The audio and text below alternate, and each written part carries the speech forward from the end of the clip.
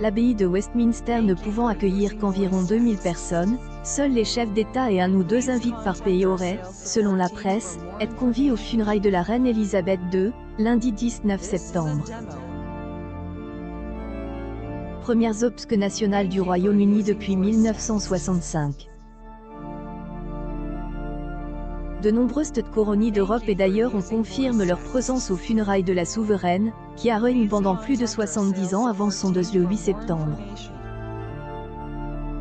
L'empereur Naruhito et l'impératrice Meisuko du Japon viendront pour leur premier voyage à l'étranger depuis leur accession au trône en 2019, une rupture avec la tradition japonaise qui voit rarement l'empereur assister à des funérailles.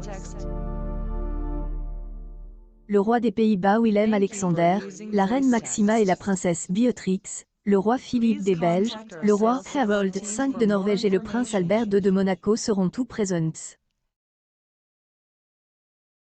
La reine Margrethe du Danemark, cousine éloignée de la reine Elisabeth et désormais seule reine régnante d'Europe, sera présente.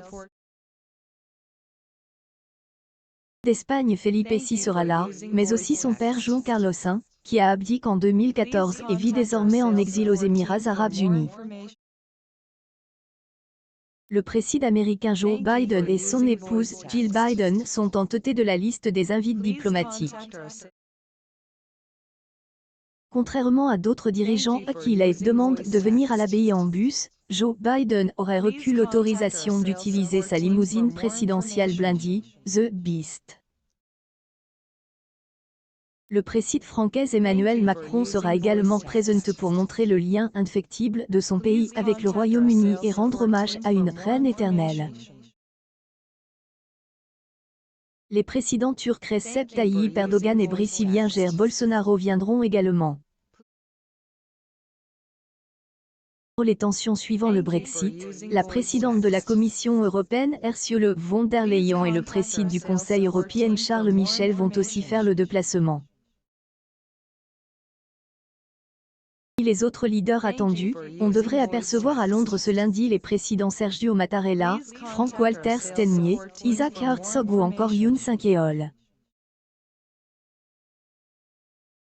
Un geste symbolique visant à rendre hommage à la reine, dont la visite d'État en 2011 a contribué à apaiser des décennies de tensions, le Premier ministre irlandais Michel Martin sera également présent.